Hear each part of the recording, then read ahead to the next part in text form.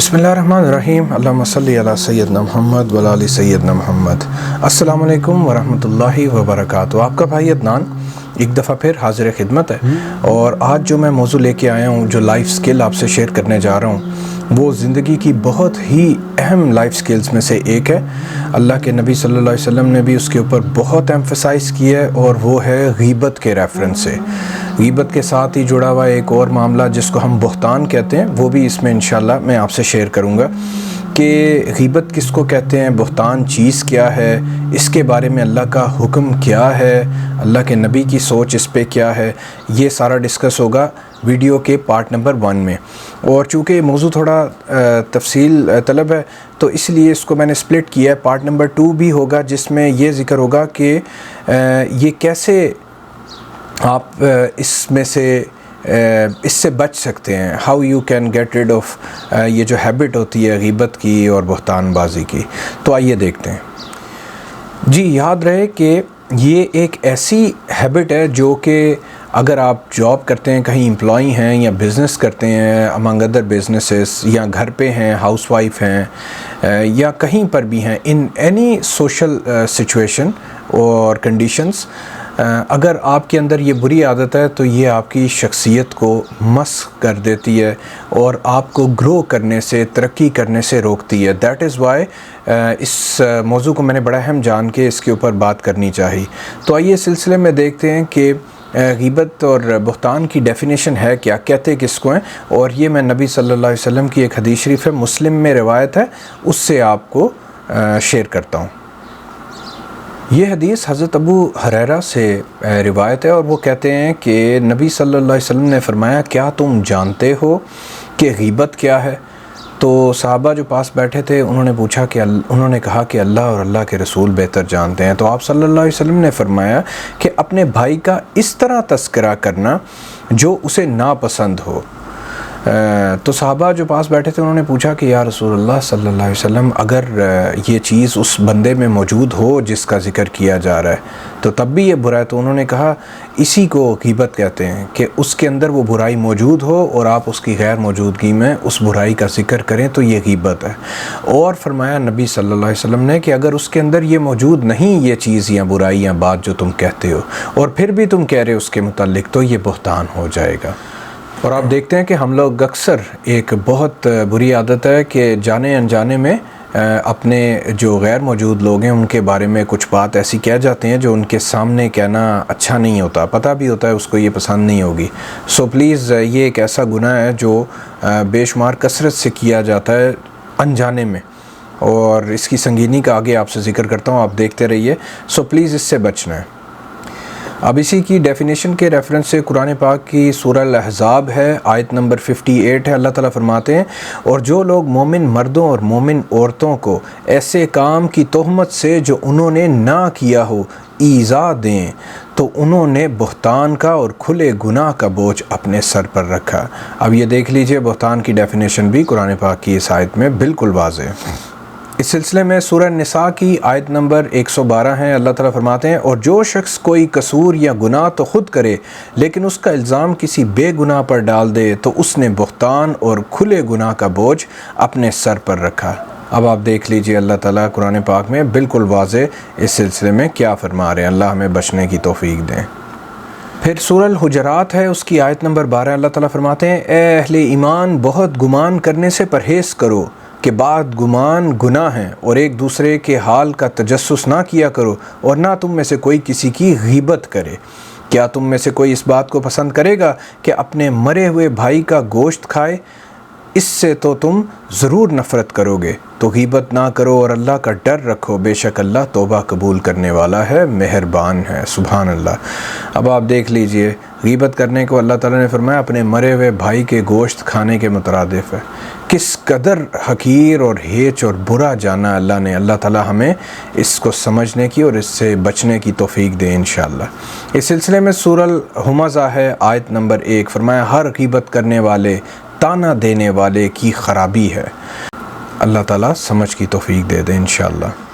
اسی سلسلے میں سورہ النساء ہے، آیت نمبر 148۔ اللہ تعالیٰ فرماتے ہیں، اللہ اس بات کو پسند نہیں فرماتا کہ کوئی کسی کو اعلانیہ برا کہے مگر وہ جو مظلوم ہو، اور اللہ سب کچھ سنتا ہے، جانتا ہے۔ اب یہاں بیسیکلی ایک گنجائش نکال دی کہ غیبت تو آپ نے سمجھ ہی لی بہت اچھی طرح، اور بہتان بھی سمجھ لیا اوپر ڈیفینیشن سے کیا ہے، لیکن ایک اینڈ پہ ایک چیز اللہ تعالیٰ نے بھی بتائی ہے کہ اگر آپ پہ ظلم کیا جا رہا ہو اور آپ اس ظلم سے بچنے کے لیے اگر اعلانیہ کوئی بات بتانا چاہتے ہیں کہ یار میرے ساتھ یہ برا ہو رہا ہے اور فلاں کر رہا ہے، تو اس میں کوئی حرج نہیں ہے، صرف اس کی اجازت ہے تاکہ وہ بندہ ظلم سے بچ جائے۔ مقصد یہ ہے۔ اللہ تعالیٰ سب کو سمجھ کی توفیق دے انشاءاللہ۔ اب تھوڑا آگے سلسلہ بڑھاتا ہوں، احادیث سے اللہ کے نبی صلی اللہ علیہ وسلم کی زندگی سے روشنی لیتے ہیں۔ حضرت ابو موسیٰ ہیں، وہ بیان کرتے ہیں کہ انہوں نے نبی صلی اللہ علیہ وسلم سے پوچھا کہ مسلمانوں میں کون سب سے افضل ہے؟ اب آپ سنیے، بڑی خوبصورت بات ہے۔ اللہ کے نبی فرماتے ہیں جس کی زبان اور ہاتھ سے دوسرے مسلمان محفوظ ہوں۔ یہ بخاری اور مسلم دونوں میں روایت ہے، اور آپ دیکھ لیں کہ اللہ کے نبی فرما رہے ہیں کہ بہترین مسلمان مومن وہ ہے جس سے دوسرے محفوظ ہوں، اور غیبت کرنے والا اب آپ سوچ لیں وہ کہاں جائے گا اس سارے کانٹیکس کے اندر۔ کیا غیبت کرنے والے کی زبان سے اور لوگ محفوظ ہوتے ہیں؟ بالکل بھی نہیں۔ تو دیٹ از وائی اس حدیث کی روشنی میں وہ ایک اچھا مسلمان ہی نہیں جو غیبت کرتا ہے۔ سو پلیز اس کو انڈرسٹینڈ کریں۔ اس سلسلے میں ابو داؤد میں ایک روایت ہے، حدیث بڑی ہی ہلا دینے والی۔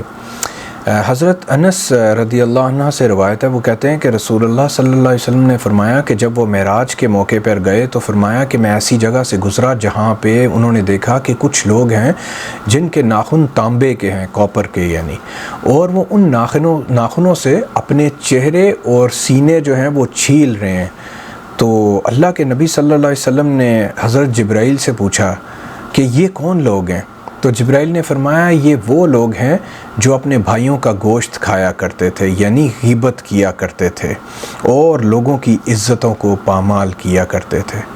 اب اللہ تعالیٰ نے حضرت ہمارے نبی صلی اللہ علیہ وسلم کو معراج کے موقع سے یہ چیزیں دکھلوائیں تاکہ وہ ہمیں بتائیں اور ہم اس کو سمجھ جائیں، رزلٹ کو پہلے سے جان جائیں کہ ایسے لوگوں کا رزلٹ کیا ہوگا، انجام کیا ہوگا۔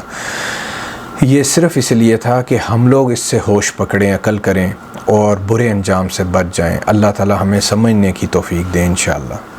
اسی طرح ایک اور روایت ہے بخاری اور مسلم دونوں میں، حضرت حذیفہ ان سے روایت ہے، اور وہ یہ کہتے ہیں کہ رسول اللہ صلی اللہ علیہ وسلم نے فرمایا کہ چغل خور جو ہے وہ جنت میں نہیں جائے گا، جو ادھر ادھر چغلی کرتا پھرتا ہے، لوگوں کی باتیں غیبتیں کرتا پھرتا ہے۔ آپ دیکھیں، آپ اس سے آپ اندازہ لگا لیں کہ کس قدر ہی بری عادت ہے۔ یہ سوشل فیکٹر ایسا برا ہے کہ یہ آپ کو دنیا میں بھی ذلیل کرتا ہے، آگے بھی جنت میں جانے سے روک دے گا۔ دیٹ از وائی اس کی اہمیت کو جان کے میں اسپیشل موضوع بنا کے آپ سے شیئر کر رہا ہوں۔ اللہ تعالیٰ ہم سب کو سمجھنے کی اور عمل کی توفیق دیتے رہیں انشاءاللہ۔ اس سلسلے میں ایک اور ہلا دینے والی حدیث ہے، وہ مسند احمد سے میں نے لی ہے۔ حضرت ابو ہریرہ سے ہی روایت ہے، وہ کہتے ہیں کہ رسول اللہ صلی اللہ علیہ وسلم نے اس قدر بلند آواز دی کہ جو عورتوں کی محفل تھی، جو پیچھے مردوں سے ظاہر ہے وہ اس وقت میں موجود تھیں، وہاں تک انہوں نے بھی سن لی، یہ آواز وہاں تک پہنچی۔ پھر آپ صلی اللہ علیہ وسلم نے یہ فرمایا، اے ان افراد کی جماعت جو زبان سے ایمان لائے ہو اور ابھی تک ایمان دل میں داخل نہیں ہوا، تم مسلمانوں کی غیبت نہ کیا کرو اور ان کے پردے والے امور کی ٹو میں نہ لگو۔ جو ان کے معائب کی تلاش کرے گا، یعنی جو ان کے اندر عیب ہیں، عیب کی جمع ہے، جو ان کے اندر خامیوں کو تلاش کرے گا، اللہ تعالیٰ اس کے عیب کو تلاش کرے گا اور اس میں پڑ جائے گا، اور اللہ تعالیٰ جس کے عیب کی جستجو میں پڑ جاتا ہے اس کو اس کے گھر میں رسوا کر دیتا ہے۔ پلیز یہاں آپ یہ اندازہ کریں کہ یہ بات وہ کہہ رہے ہیں جن کو اللہ سے زیادہ کوئی نہیں جانتا، اللہ کے نبی صلی اللہ علیہ وسلم، اور وہ کہہ رہے ہیں کہ تمہارے گھروں کے، تمہارے اندر، تمہاری زندگیوں میں اللہ تعالیٰ تم کو اسی چیز میں رسوا کریں گے جس میں تم اوروں کو رسوا کرتے رہے، ان کی غیبتیں کرتے رہے، عیب نکالتے رہے۔ سو اللہ تعالیٰ ہمیں اس سے بچنے کی توفیق دے دیں انشاءاللہ۔ اسی سلسلے میں ایک اور بڑی خوبصورت حدیث شریف ہے، یہ بھی حضرت ابو ہریرہ سے ہی روایت ہے، وہ کہتے ہیں کہ رسول اللہ صلی اللہ علیہ وسلم نے فرمایا کہ کیا تم جانتے ہو کہ مفلس کون ہے؟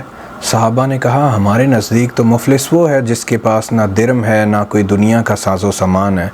آپ صلی اللہ علیہ وسلم نے فرمایا کہ میری امت کا مفلس وہ شخص ہے جو قیامت کے دن نماز، روزہ، حج، زکوٰۃ اور یہ سب کچھ لے کر آئے گا، اور اس طرح آئے گا کہ اس نے دنیا میں کسی کو گالی دی ہوگی، کسی پر بہتان لگایا ہوگا، کسی کا مال کھایا ہوگا، کسی کا خون بہایا ہوگا یا کسی کو مارا ہوگا، تو فرمایا اس کی نیکیوں میں سے اس دوسرے کو جس کے ساتھ اس نے یہ ظلم زیادتی کی اس کو نیکیاں دے دی جائیں گی، اور اس طرح اس کی ساری نیکیاں مظلوموں کو جن کا اوپر ذکر ہے ان کو جب بانٹ دی جائیں گی تو اس کے پاس ساری نیکیاں ختم ہو جائیں گی اور گناہوں کے ساتھ وہ صرف بچ جائے گا۔ تو فرمایا ان گناہوں کی وجہ سے اس کو جہنم میں پھینک دیا جائے گا۔ یہ ہے وہ شخص، اللہ کے نبی فرماتے ہیں، جو مفلس ہے، جو صحیح معنوں میں غریب ہے۔ وہ ہے کہ جس نے دنیا میں حج، روزہ، زکوٰۃ، نمازیں سب کچھ کیا، پھر بھی برباد صرف ان چھوٹی چھوٹی چیزوں کی وجہ سے ہو گیا، جس میں غیبت، بہتان، مال کھانا، کسی کا خون بہانا، کسی کو ناجائز مارنا، یہ سب کچھ شامل ہے۔ اب آپ سوچ لیں، اندازہ کر لیں کہ ہم لوگ کہاں کھڑے ہیں اور ہم اپنے عملوں کا نیٹ بیلنس اس کے ساتھ کیا حال کر رہے ہیں۔ اللہ تعالی ہمیں سمجھ کی توفیق دے انشاءاللہ۔ اب تھوڑا سا میں آپ سے سوشل پرسپیکٹیو میں ڈسکس کر لوں کہ غیبت اصل میں اب اس کے بارے میں کیوں اتنا سخت جو ہے وہ وعید آئی ہے اور سارا کچھ۔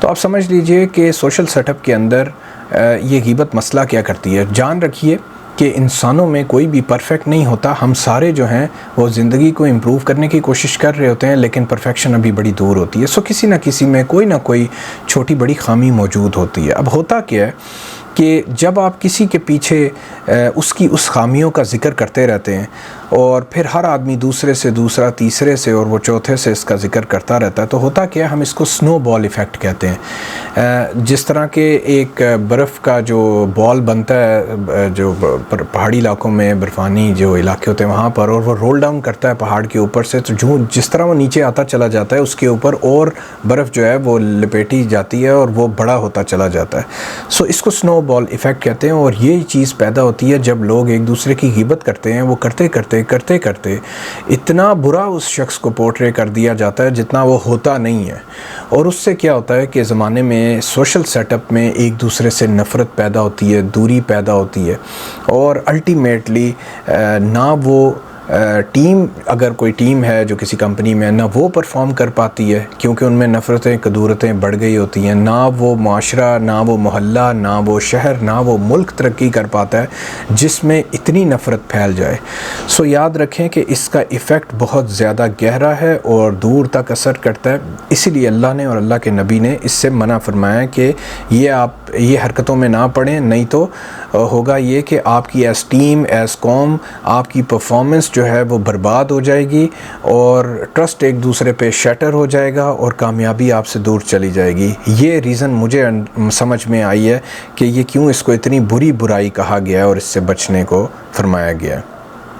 اچھا، اب اس کو کرنا یہ چاہیے بیسیکلی کہ اگر آپ دیکھتے ہیں کہ کسی کے اندر کوئی خامی، کوئی چیز ایسی موجود ہے، تو بجائے اس کے پیچھے اوروں کے اس کو یہ کہتے رہنا، لوگوں کو بتاتے رہنا، بہتر یہ ہے کہ آپ اسی بندے کو جس کے اندر یہ ہے اس سے تنہائی میں سیپریٹلی بیٹھ جائیں اور اس کو بڑے پیار سے طریقے سے بات اس طرح کمیونیکیٹ کریں کہ یہ چیز ایک ہے جو کہ اگر وہ بندہ امپروو کر جائے تو اس کی زندگی اور بہتر ہو سکتی ہے۔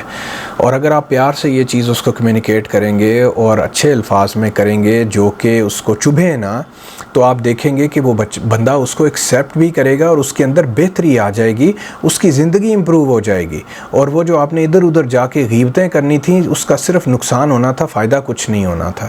پلیز اس چیز کو اس طرح انڈرسٹینڈ کرنا ہے۔ یہاں پہ ایک بات آپ ضرور جان لیں کہ یہ غیبت کون لوگ کرتے ہیں۔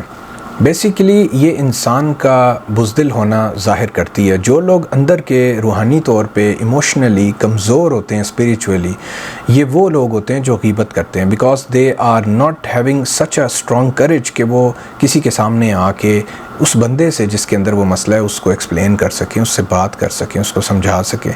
تو وہ اپنی جو ہے نا اسپریچول کمزوری کی وجہ سے ادھر ادھر غیبتیں کرتے پھرتے ہیں۔ اس سلسلے میں نہج البلاغہ میں حضرت علی کے ریفرنس سے بھی ایک کوٹ موجود ہے۔ وہ کہتے ہیں کہ کمزور ترین آدمی کی آخری کوشش غیبت کرنا ہوتی ہے۔ یہ بیسیکلی ویک لوگوں کی فرمایا نشانی ہوتی ہے جو غیبت کرتے ہیں۔